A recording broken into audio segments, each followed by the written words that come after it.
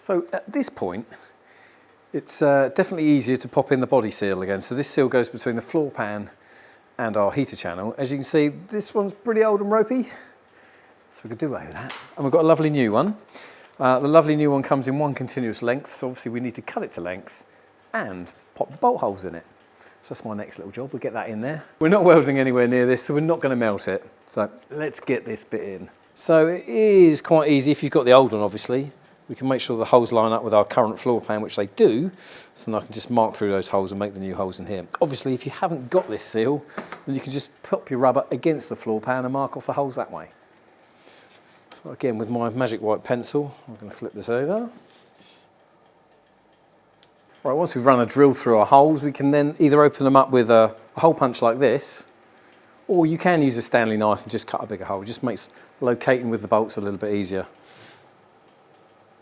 So I can fit that there. Like that.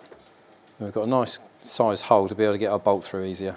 So I've cut our angle to suit the front of the floor pan, so just make sure you put that in the front, not the back, and we can get this fed in. We can get this fed in.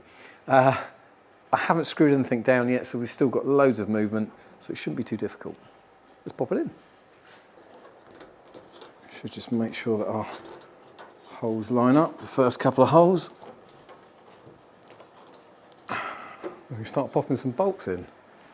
Obviously I've used a screwdriver to wiggle the seal in place and go straight through the hole in the floor pan and into the threaded hole into our heater channel.